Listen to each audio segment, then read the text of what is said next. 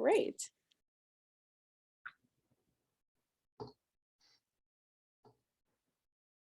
Okay, welcome everyone. Thank you for joining us for Laurie Weingart's second event. I actually think everyone who's in the room was here last time, so we won't need to do introductions. Oh, I just saw one person pop in who wasn't here last time. So Laurie is a researcher in the Tepper School. You can see it right there, but also has been a vice provost. Was it for faculty? What was your vice provost role? I actually was provost. Oh, provost. Okay. Yeah. So I was the interim provost of the university for a year and a half in the transition between presidents. Well, yeah, when Farnham was interim president, I was the interim provost. Yep. Well, we so appreciated that. That's how I got to know Laurie, but I'm just getting to know her research. And last Monday was fantastic. If you weren't here, you can link to the recording from the grad student website, but most of you were here and we're glad to see you back. So I'll turn it over to Laurie to get started. Great, well, thanks a lot and glad to share this with you once again. So last week we talked about conflict, and one of the comments I got was, wow, this kind of seems so cut and dry, a little technical, and yes, it was. We were really talking about kind of the types of conflicts we have and disagreements around our task and how to address it, and recognizing that we can be indirect or direct, and we can be intense or less intense, and we can use different conflict management approaches. So I gave you kind of the framework for managing and resolving conflict. This week, I'm going to layer on top of it those difficult conflicts that we have, the more emotional ones, the more difficult conversations. So everything we talked about last week is still relevant. It's the foundation. Today, we're going to take on those more emotional types of interactions. And the scenario we're going to use kind of throughout and to think about is one that maybe some of you are familiar with in your graduate student roles. But think about this as a difficult conversation. So imagine that you and your advisor have been preparing either a manuscript or some study or whatever you collaborate on over the past few months. You've been sending drafts back and forth in your planning, but more recently your advisor's comments just seem more negative, right? So it's getting tough, and it's really starting to feel uncomfortable. You're not satisfied with what's going on. Your advisor doesn't seem to be satisfied with how things are progressing, and you're really feeling a lot of stress as a result. So what should you do, and what would you do? Can you have an open conversation with your advisor about it? And what might hold you back? So in today's session, I want to focus on these types of difficult conversations, like that one, where they're difficult to have. And the question is, why is that the case? And what can you do to make it more comfortable, or approach it more effectively, and to increase the likelihood that the outcome is going to be a good one? Okay, so we're going to talk about that. All right, so with that in mind, I just want to start with kind of some evidence that we have about why do people avoid difficult conversations, right? And because that is definitely the case. We avoid giving negative feedback. We avoid saying things we think are going to hurt someone's feelings. We tend to try and avoid these situations. And research actually by one of my colleagues, Taya Cohn, who's in organization behavior in the business school with me, she did a study looking at difficult conversations in terms of balancing the tension between being honest and being benevolent, like caring about the other side and being able to do that. And what she found in her research is that people who are going to deliver a negative statement or bad news, they tend to overestimate the magnitude of harm that it's going to cause. So they think it's going to be a lot worse of an impact than the recipient either anticipates or experiences. And we also tend to underestimate the value of truth, right? And this occurs because we attend more to the short-term harm than the long-term benefits. So because we know it's going to be difficult to say, and it might be uncomfortable, but in the long term, it's good to have that conversation, that overestimation of the short-term harm. makes us more reluctant to engage in the conversations, all right? So with that in mind, let's focus on the dynamics of these difficult conversations and ways for you to engage in them most effectively so that you don't feel like you're better off avoiding them, okay? All right, so I'm going to draw from this one book called, which I recommend. It's called Difficult Conversations, How to Discuss What Matters Most. It's written by Stone, Patton, and Heen. And actually, so Bruce Patton, these are kind of people out of the group of people who have written on conflict more generally, and negotiation, and so on. So good set of authors. And what they talk about in this situation in terms of difficult conversations is that in any conversation like this, there's really 3 different conversations going on simultaneously, right? So on the surface, there's that conversation of what happened, like what's going on here. And I'm going to talk about that. And then below that, there's what we call the feelings conversation. It's like people trying to figure out, well, how do I feel about this? And are my feelings appropriate for the situation? And then we're also kind of, these difficult conversations affect our identities, our personal identities. And we ask ourselves, what does this mean about who I am? So so these 3 challenges are happening in difficult conversations simultaneously. And while we can't eliminate the challenges, we can change the ways that we respond to them. And so that's the kind of insight that we gain from this approach. And of course, as I'm going through this, feel free to ask a question. If you put it in the chat, Sharon will make sure I don't miss it. If you want to, since we're a small group, if you just want to, raise your virtual hand, that would be fine too, however you're more comfortable. Okay, so let me jump into this. Oh, and so the other thing I want to say before I do is we're going to go through this. I'm going to give you a lot of concrete recommendations, and then we're going to do a role play. So I'm going to give you the role of a student or of an advisor. It's like a 1.5-page description. You'll read it, and you'll pair up with someone playing the other role, and you'll get to try out the techniques, right? So it's not, you don't have to be good at it, whatever. It's not real, so you're going to have to role play, but it's a good way to kind of think about what these conflicts might look like and how you might engage in them. So that's how we'll end today. Okay. All right, so let's start with this what happened conversation. So this is kind of, the surface level features of the back and forth, right? Where you're discussing what happened or what should happen, right? So, kind of getting a shared understanding of the past. What's your interpretation? Who is it? What information? And then also it's a conversation of reparation or change or what's going to happen in the future, right? So in this conversation, you're often talking about who did what, who's right versus who's wrong, who meant, what people meant, what were their intentions, and who's to blame, right? And what typically arises is the challenge of this part of the conversation is that the situation is always more complex than either one of us can see, because of course we only see it from our own perspective.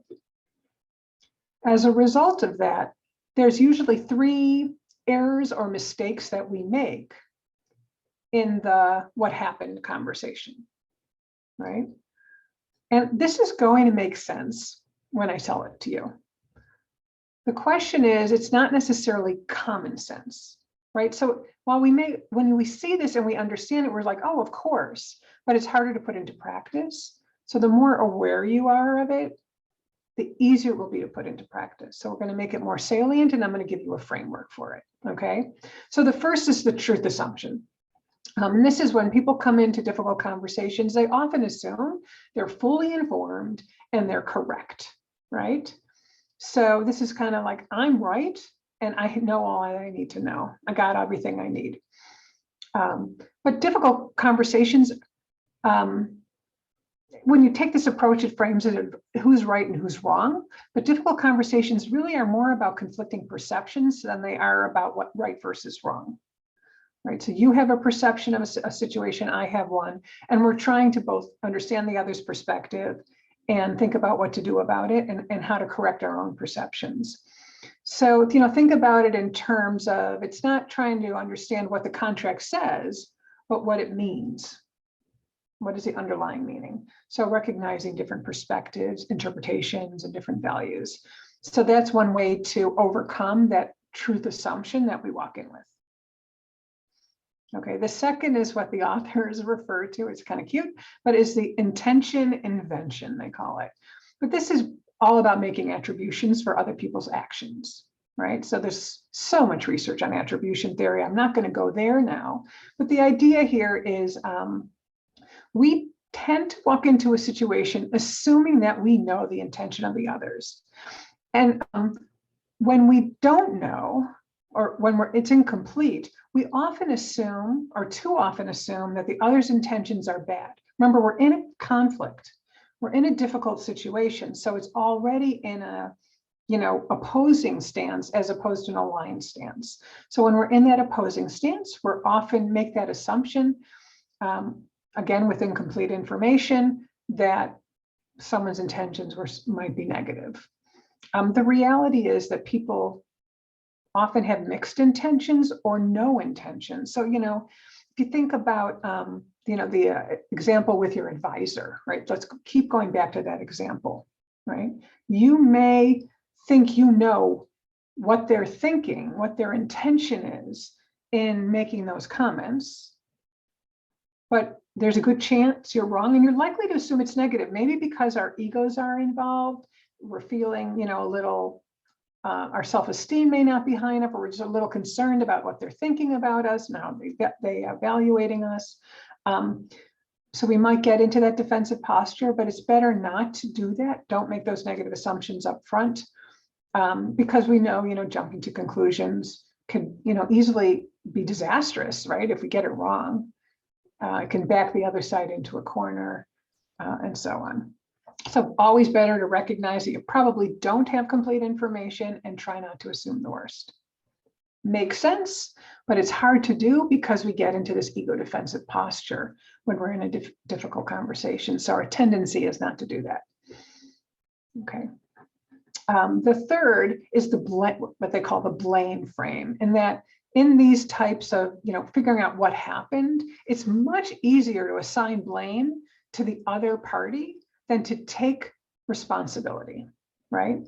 And again, this is some kind of ego defensive, right? So we're trying to protect our identity, our self-esteem, and so it's just easier to make an external attribution for a negative situation. Now, I know there are times when some people blame themselves for everything. So there is an exception to this, especially if you're in this power dynamic where you maybe put someone in a higher position, power position or status position on a pedestal, and you think, I must always be wrong. But that is also not a healthy perspective to take. Again, you're recognizing there's two sides to this. So better not to assign blame. And here, this conversation is about recognizing all parties have potentially contributed to the conflict. Talking about who's at fault is kind of like talking about truth. It's either you or it's me, right? We often get into that either or, as opposed to, sharing responsibility. So we're trying to avoid the defensive behavior that comes into play when it's either or. Okay. All right. So far, so good. Okay, great. Thank you for the cameras on and the nods. It's very helpful. I appreciate it. Or the thumbs up if you don't have a camera on, that's fine too. All right. So the second conversation is what we can call the feelings conversation. These are the emotions or the affect that you experience, right? During a conflict, during a difficult conversation. And we have to figure out what we're going to do with our emotions. And I love this quote from the book, right? They say difficult conversations don't just involve feelings. At their very core, they're about feelings, right? So while we may be having a conflict of whose edits to the manuscript are right or wrong, or how we should be communicating that, what the conversation might really be about is you're not showing me respect, or I'm feeling unrespected, or you're questioning my competency and I'm feeling my self-esteem is being lowered, or that conflict could be about professional identity or anxiety regarding your future success and capabilities, right? So while these emotions are actually part of the difficulty of the conversation, they're embedded in it. And of course, the challenge is that these situations can be very emotionally charged. So, I think it would be good to reflect on yourselves right now and think about this one scenario. What type of emotions might you experience if you were in that? So you don't have to share them, or if you're comfortable, you can throw it into the chat. But what type of you would experience, or you would expect someone in this situation would experience as a student?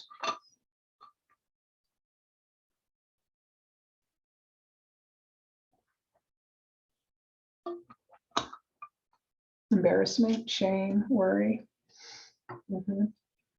frustration, anger, anxiety. Yeah, right. All of these things, right?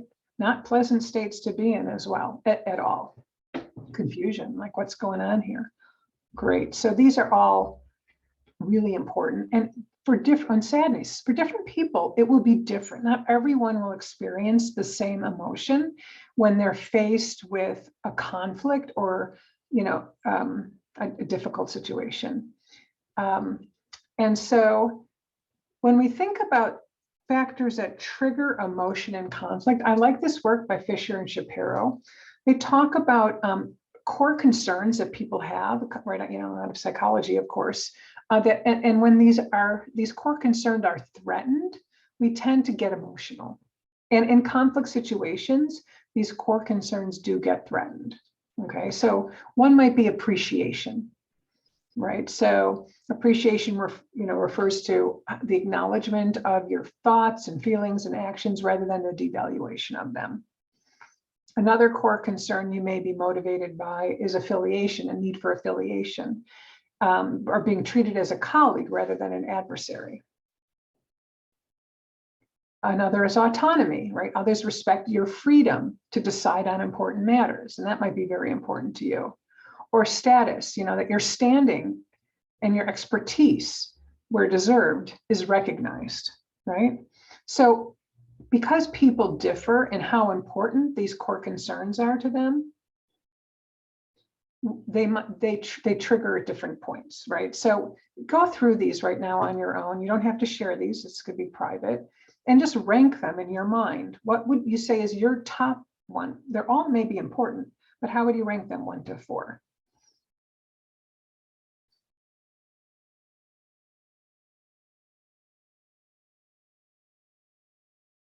And sometimes people say, well, they're all really important to me, so it's hard to differentiate.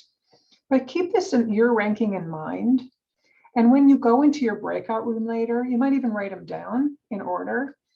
If you have time after the role play, you could talk about your compare your rankings and talk about, note the differences, and you could have a conversation about how they impact your responses to conflict. Okay.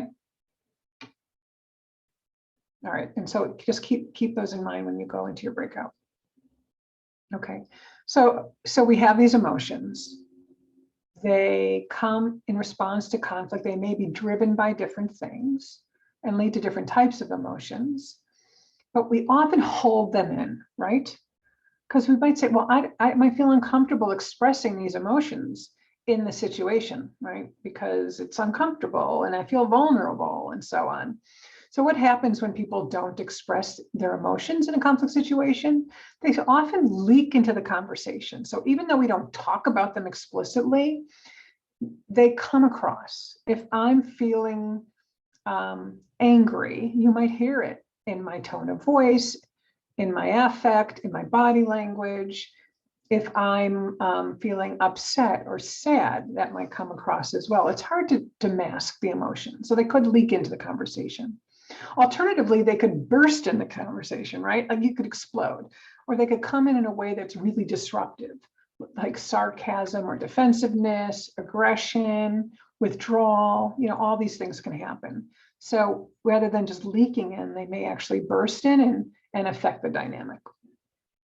And of course, when this happens, it makes it very difficult to listen to the other side. And it takes a toll on our self-esteem and our relationships when we can't express them, right? Because when we're holding them in, they're there. Like, it's hard to ignore them. I don't know about you, but when I'm in a conflict situation and I'm angry, it is so hard for me to listen to what the other side is telling me because I'm seething. Or I might be so upset that I may be holding back tears, and just trying not to cry, or, so it just depends on what emotion is being triggered in the situation. So it's hard to listen, and I start feeling either bad about myself or about our relationship, depending on, which emotion it is. But holding it in is damaging, right? So again, so this issue is, so if it's so, if they leak in, if they're harmful to hold them in, then again, why do we avoid surfacing these emotions? There's a lot of different reasons, right? So one reason we hold them in is because we're afraid it's going to interfere with rational decision making. Like if you read Fisher and Ury in Negotiation, or books on conflict, they're like, move the emotions off to the side and deal with the problem at hand, because that's you'll have make a much more rational decision. But in difficult conversations, the feelings are part of the problem, not the problem. They're part of the issue at hand, right? And so by completely ignoring them, you're probably not solving the root cause. So being able to acknowledge those feelings can actually help you make a better decision, as opposed to interfere with rational decision making. Another reason we avoid surfacing emotions is we might think it's inappropriate, right? So if I have a conflict, I'll go back to my advisor, or someone more senior than me, or maybe I'm in a work setting, a professional setting, and I say, well, emotions don't have a place in the workplace. Well, I think we're moving away from that a little bit now. I think that's an older view of what life is like in organizations, and there's more of an opportunity to, we talk about authentic selves. We talk about bringing your whole self to the workplace. That kind of includes how we feel. And while we want to communicate them in a professional manner, it doesn't mean we're ignoring them, right? So let me just say, there's a difference between being angry and saying you're feeling angry, right? Because if I'm being angry, I'm yelling, I'm screaming, I'm whatever. I mean, that's extreme, right? But if I communicate to you how I'm feeling, I might be, I'm really feeling angry with you right now. It's really hard for me to hear what you just said. Can we just slow down a little bit and have this conversation at another level, right? I might be able to both drain off that anger and have that conversation. And I've at least acknowledged the fact of how I'm feeling. That's different than, I can't believe you just really yelling at somebody, or walking away because you're so angry you can't even handle it, or so hurt, right? Okay, so that ties into the personal discomfort. It's not just that maybe I'll judge it's inappropriate in the workplace. I might just feel uncomfortable making myself vulnerable. And that's a real situation that you have to make a personal assessment about. And then of course there's a concern I'm just going to make matters worse, right? Like if I bring this up, it's going to be worse rather than better. And even I teach this stuff. I've been in situations where I've decided to avoid a conflict and not expressed it because it was too painful. And it in the long run, it was not a good idea. It was with a collaborator. It just happened recently actually. And my collaborator came to me and said, we need to talk. And she was right. And we did, and it helped. Is it perfect now? No. Is it better? Yes. Okay. So, going back to the point I made earlier, is research shows that we do overestimate the potential negative effects of being honest with others, and we underestimate the positive. So just keep that in mind as your fears, come into play. All right. So what do we gain by acknowledging emotions during a conflict? First of all, when you do this, it validates the feelings that you're experiencing, right? So it's okay that I'm feeling this way. I'm not going to let it take control. But by sharing it, I'm validating the feelings. By listening and acknowledging the other party's feelings, you're signaling respect for them. I understand how you're feeling, or maybe I don't understand it, but I hear you. I'm sorry you're feeling that way, and let's work, together to find a solution, so on and so forth. So addressing our own feelings without judgment, puts them in perspective, the feelings in perspective, and really does help us understand the situation better. Okay, so that's kind of a material kind of thing about the emotion conversation. All right, then I want to move on to the identity conversation. So this is, what does this conversation say about me as a person, right? So, does delivering bad news make me look like a bad person, right? Or does someone telling me something negative make me feel anxious, right? So it happens on both the sender and the receiver side of thing, right?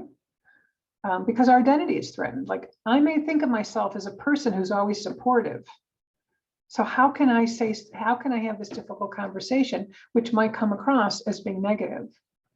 The hardest conversation me as a faculty member had was having to tell a student that they weren't going to be able to stay in the program. Horrible, horrible, difficult conversation. And it's difficult because I always feel like I can solve a problem. I can, make this work, right? And, but we've gotten to the point where I don't think it's going to happen. Very difficult, right? And so thinking about my self-identity came into play in trying to deliver that news and how to do that. Okay. All right. So the identity conversation is one where it usually focuses on either self-esteem or self-image. What kind of person am I? Or am I worthy of, am I a efficacious person? Am I worthy? And so on. Laurie, right. There are some questions in the chat that it might be Great. helpful to ask at this point before we go too far into identity. Ooh, there is a bunch. So tell me one. Go ahead, Sharon. So let's just start with, like, this model seems to assume that both people are in this seminar and, sort of good faith, trying to do the right thing. But what if someone attempted to address a conflict in the past with the other person but was rebuffed? Then how can you move forward positively? Right.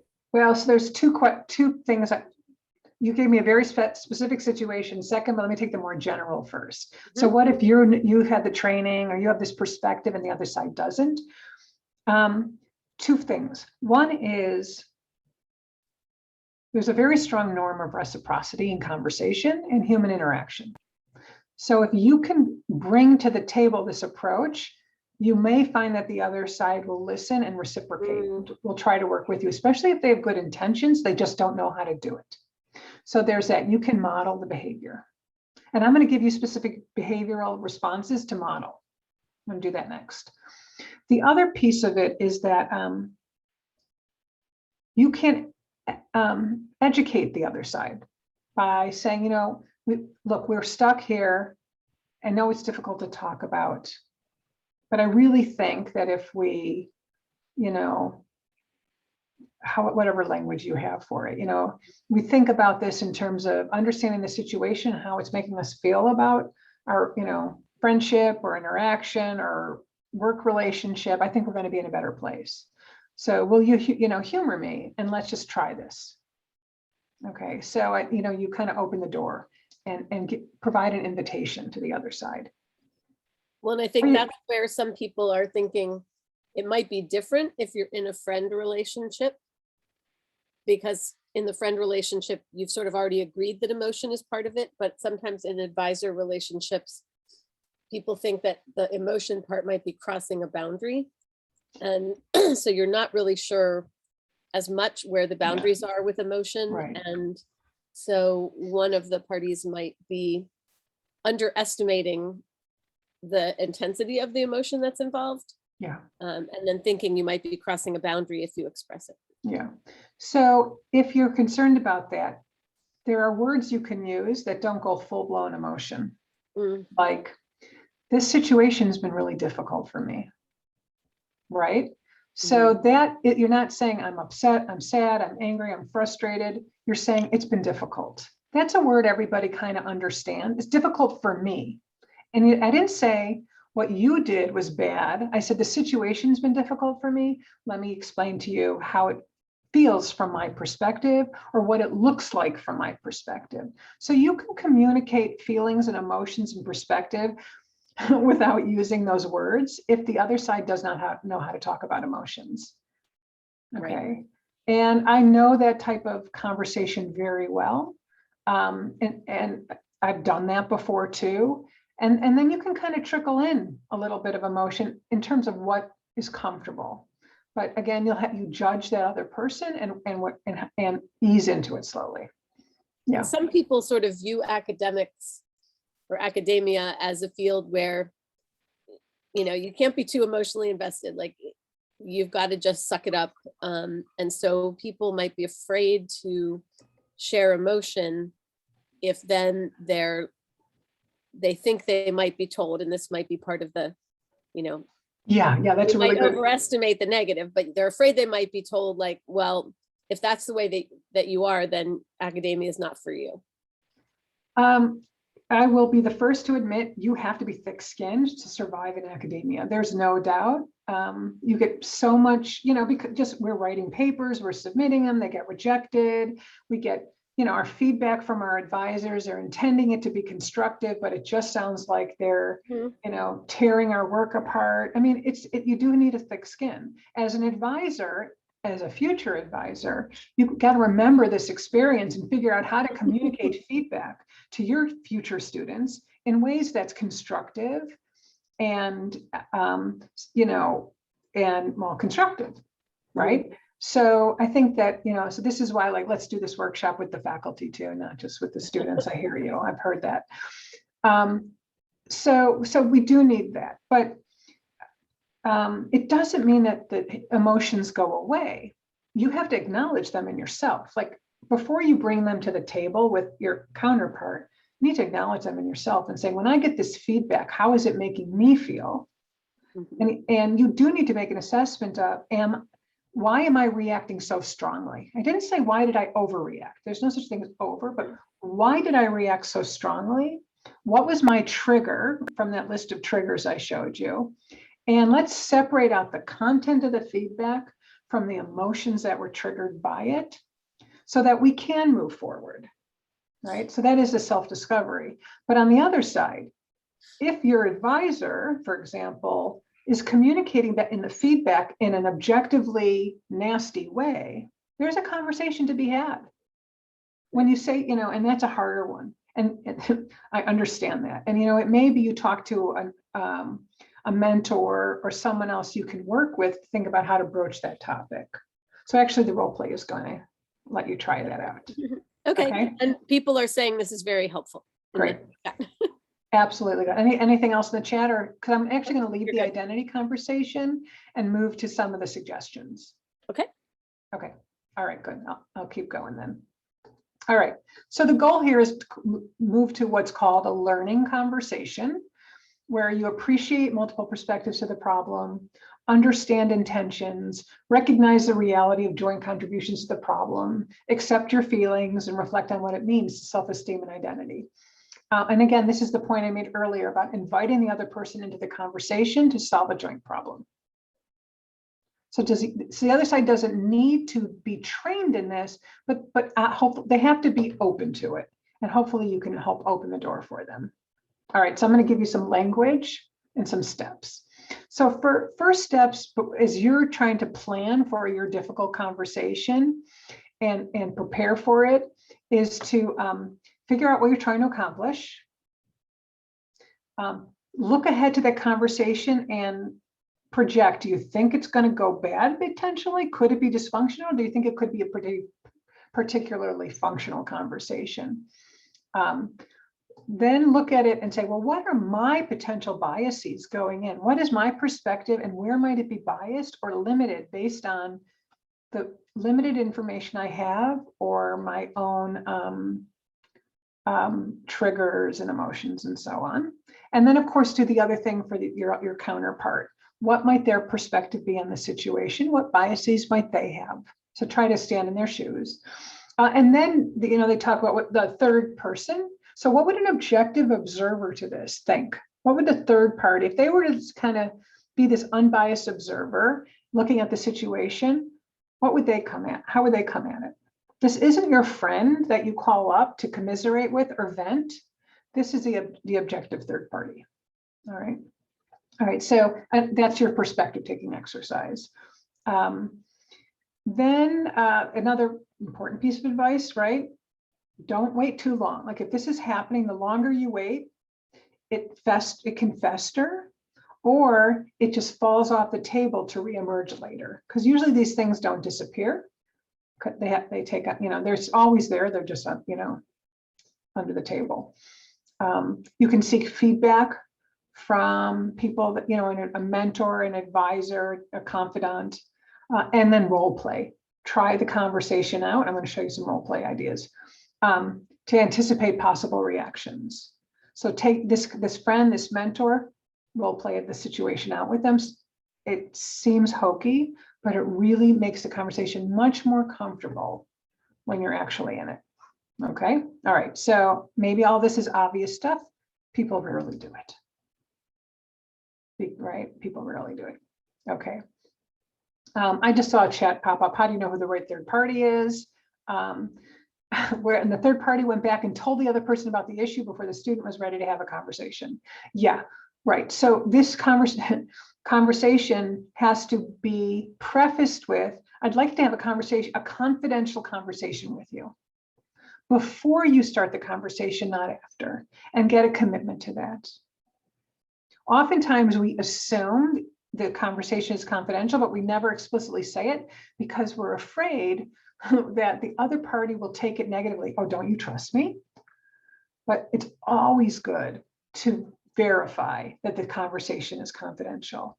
And I often ask people when they come to me, is this a confidential conversation or would you like me to help? And they'll tell me what they want from me, feedback or third party help. So you got to have that explicit conversation. I can't tell you how to figure out if someone's trustworthy or not. Once you've had that conversation, you'll have to, assess that part on your own. Does that help with that question? I think that's one thing that might go against that is only that there are some mandated reporter laws. Oh. So we can't promise confidentiality in those kind of situations. Right. And those situations though are sexual harassment. Like it's actually horrible situations that happen less often than the ones like these, where it's just like, I'm feeling like this relationship with my advisor isn't working or whatever. So, I think that that's right. And especially if you go to an employee of the university, like a professor, advisor, they have a mandated responsibility that if you have been, is it beyond sexual harassment, Sharon? I would say that's the main one. Yeah, that's the main one. It could be I can think of another one, but any type of protected class harassment. Yeah, life in danger. So if you put in like if you think that they're suicidal or something. Yes, that's right. Right, definitely. Any type of protected class, suicidal, ideation, self-endanger, others in danger. Yeah, all those things. Thanks for that clarification. Yeah. Okay, so this role playing, I want to move to that and just think a little bit about what it sounds like. What do these conversations sound like? What's different language you can use. So we talked about inviting the other side into the conversation. How do you open this conversation? So here's, you want to invite them, identify what the issue is, describe your purpose, and ask questions to open the door for them, right? So inviting people to engage. I was wondering if we could talk about this. I'd like to get your perspective on that, right? So that's the invitation. Notice it wasn't, you're asking their permission for to have the conversation, and you're inviting their perspective. Being specific. So this is, we often give advice, especially even when you're giving feedback, right? You need giving specific examples. So you're not saying, you're always mean to me is different than, when this happened, you said that, and and it made me feel this way, right? So it was kind of, or maybe there was specific behavior you want to identify. So being specific and behavioral. Describe your purpose. Why are we having this conversation? I'd like to hear your perspective. Need to reach an agreement about how to move forward. I'd like to improve our dynamic. Whatever your purpose is for the conversation, what do you hope to achieve? And then, as you kind of lay out the situation, you want to get their perspective. What's your take on the situation? Am I missing something? Do I have it right? Inviting them in. Okay, so these are just openings. And there's a lot of different ways you can open the conversation. During the conversation, a lot of, this is just kind of a laundry list of suggestions, right? There's this old belief that the best way to give negative feedback was to do the sandwich approach. Start with the good, then go to the bad, then go to the good. Evidence does not support that as a way to invite the conversation, right? So if there's an issue, start up front with it. Don't sandwich it by saying, oh, we have, I don't even know what a good example would be in this situation, but, be direct and kind, but be direct. Use I phrases. So this comes a lot out of the marriage therapy literature too, there's a little bit of mixed evidence on this. I'm a little hesitant to go too far on this, but you do want to talk about how it affects you, how their behavior is affecting you, not just what they're doing. It's not just saying you're doing this and it's wrong, but you're doing this and here's how it's affecting you. Like, this is why it's a problem and this is how it's affecting me, which you probably don't know. So that is a good part of the conversation. Again, I mentioned focusing on observable behaviors, things that are specific, identifying a shared goal together. Like, what do you really hope out of the conversation? What do you hope to get out of it? Try not to be judgmental or assuming intent, right? That goes back to what I spoke about earlier. And asking more open-ended, non-judgmental questions about the other side's perspective. So I'm going to talk about what I phrases look like, and I'm going to talk about what open-ended questions might look like. Okay. And someone put in the chat. Oh, you saw the chat. Let's look at the cultural issue. Is that the one you're looking at? Yeah. Yeah, there are definite differences across cultures in terms of directness versus indirectness in communicating. So this is a very Western approach. Absolutely. If you're dealing with people mostly from East Asia, they value indirectness more. And if you are too direct, it's rude. The problem that happens who tend to be more direct is that even when I try to be more indirect, I don't know how to communicate effectively indirectly. Whereas an East Asian person with another East Asian person, usually from the same culture, knows how to do that. And they can understand one another's message at the multiple levels. So this is why cross-cultural communication is so difficult. So sometimes you can, instead of trying to learn how to communicate through the other's perspectives, it's good to have that meta conversation first, right? And saying, when you're coming from different cultures, is saying, I want to be direct here. And I know this might sound rude. I'm trying not to be. So please let me know if, how I'm coming across, if this is uncomfortable for you. I'm not saying this is the right way, but this is the best way I know to communicate it. So at least you're acknowledging the fact that there may be a cultural difference, and don't assume that there is, because sometimes you make the assumption And it may not be the case for that individual because everybody's different, even within cultures. Yeah. Right. And among Western cultures, there are differences. It's not just West versus East. So yeah, there's a lot of really good literature on directness and indirectness across cultures. Yeah. Yep. Okay. Yeah, I really quickly just wanted to bring that up because I think particularly in academic contexts, there's like a heightened interaction with cultural differences or like, you know, across cultures than in a lot of industries. And so like having had to deal with conflict across cultures myself, like I thought it was just a nice thing to bring up at this point. So thank you. Yeah, I appreciate it. Absolutely. Yeah. There's also gender issues. There's organizations have different norms. So there's a lot of features that come into play that affect people's comfort with conflict and directly expressing it. So this is you know, I was talking about conflict expression last week, and there was the directness was one of the dimensions.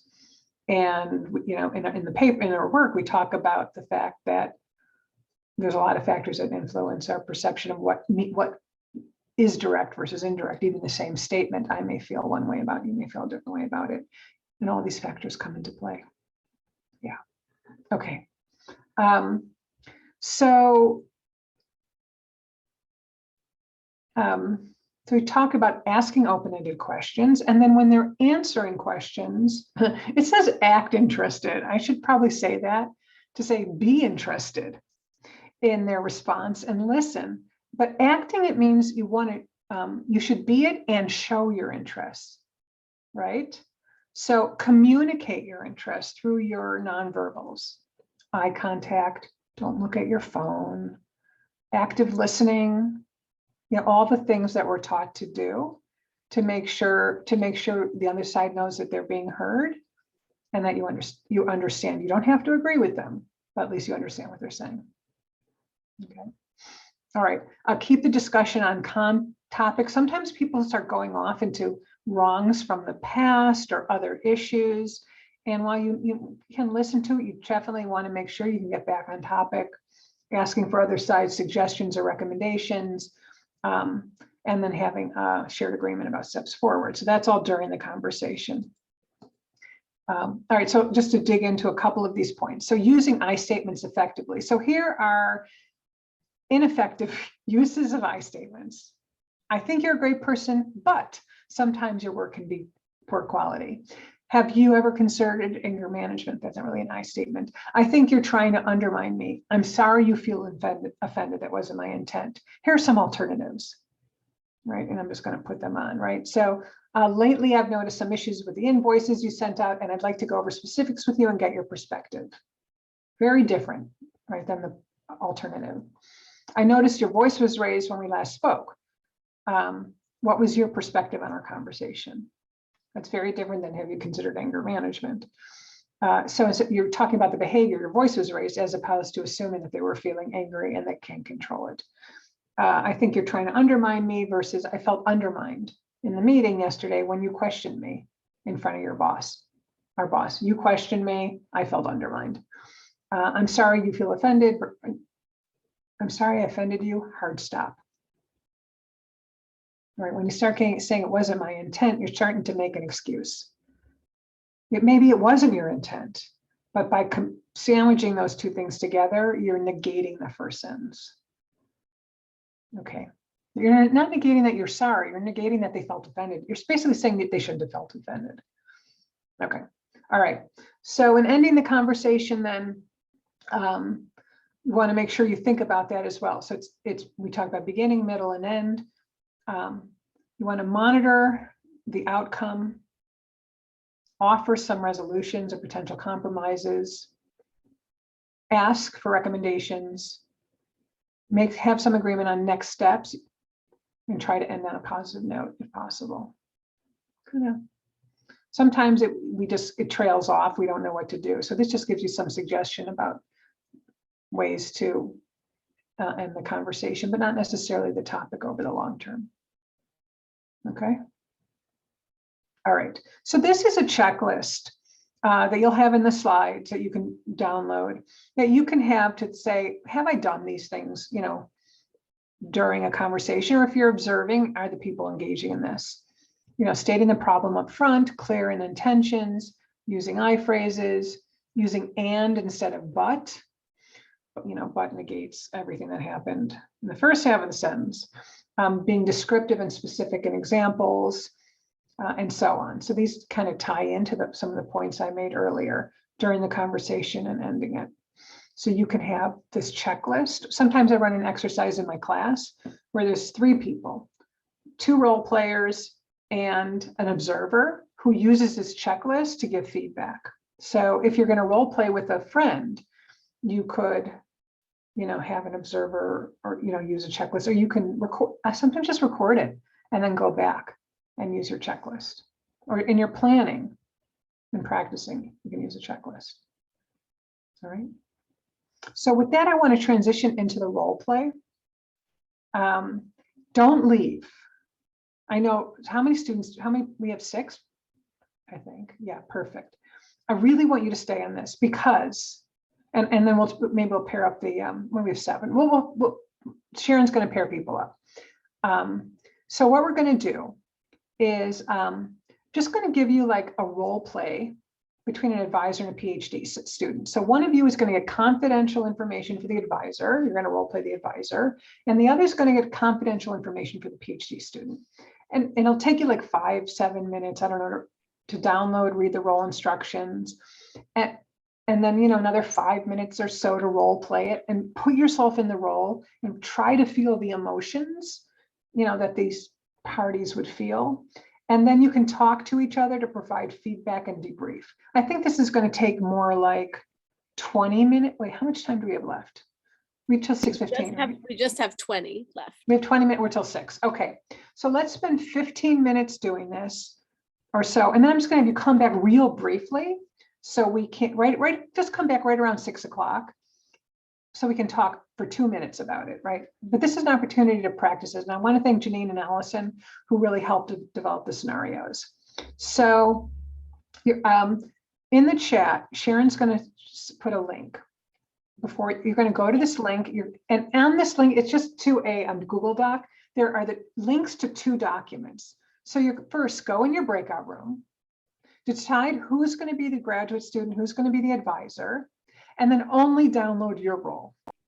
Okay, because you don't want to look at the other side, or it gives the other sides away. All right, and then you can go through the exercise and come back a little bit before 6. Does that sound good? So I think Sharon will open up the breakout rooms.